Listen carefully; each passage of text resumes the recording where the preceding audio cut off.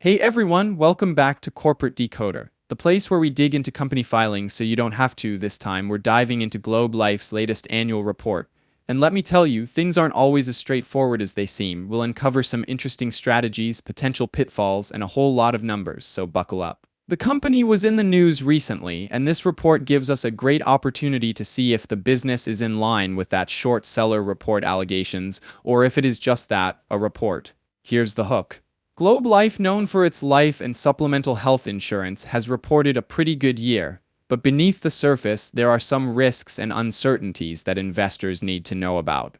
Has the company grown as much as it says it has? Let's find out. First, let's talk about Globe Life itself. The company is an insurance holding company, meaning its primary business is owning other insurance companies. These subsidiaries, like Globe Life and Accident Insurance Company and American Income Life Insurance Company, sell various insurance products directly to consumers through agents and via partnerships. The company has been around since the early 1900s and is focused on the middle market or middle income to lower middle income Americans.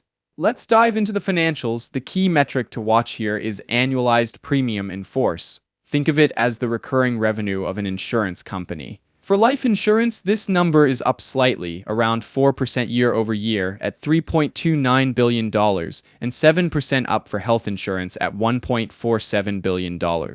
Not bad. The company's life insurance comes mostly from traditional whole life policies, with the average face amount, the total payout of the policy, being quite low, which aligns with their market.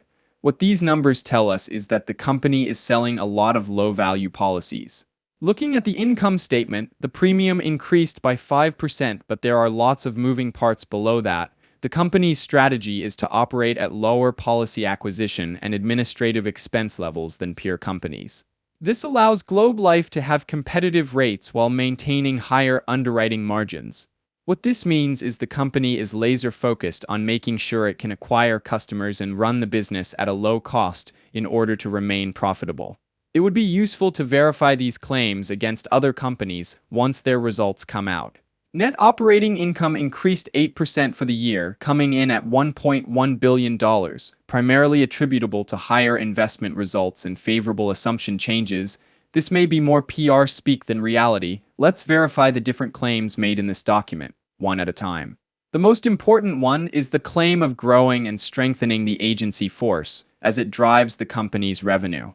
Now let's move into the risks and uncertainties that Globe Life faces. One major point is the classification of its sales agents. A significant portion of their sales force are independent contractors, not employees. This distinction is crucial because it affects costs like benefits and taxes.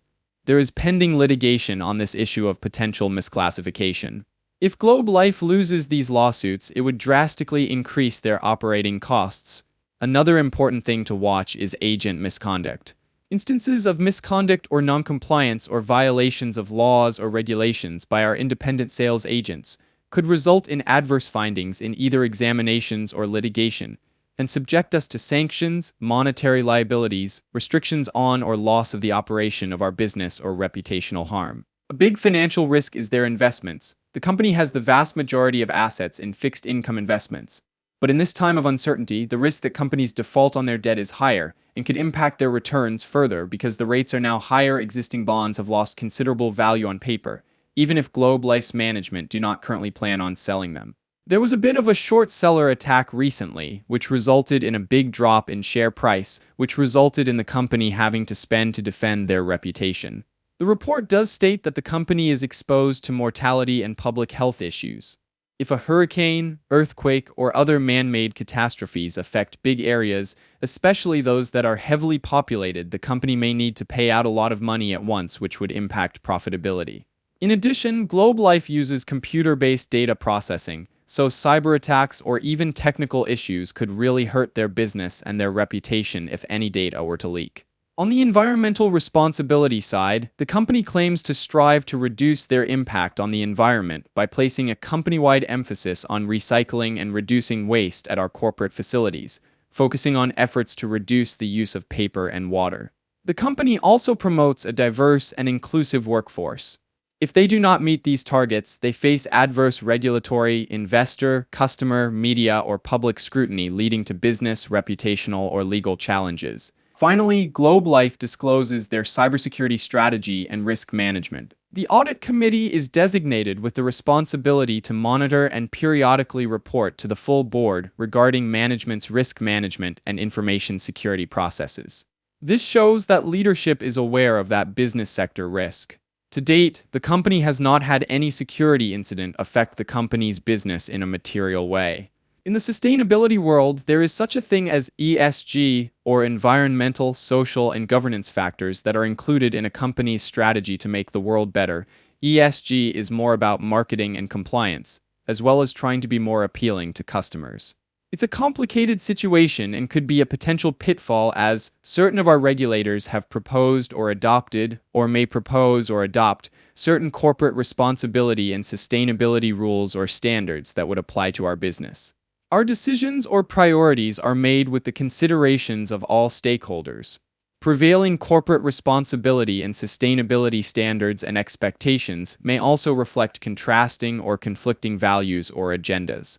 Looking at all those numbers, the company has good financials and income, but relies heavily on keeping expenses down, and some of those expenses, like maintaining the sales force, are key for the company to stay on track.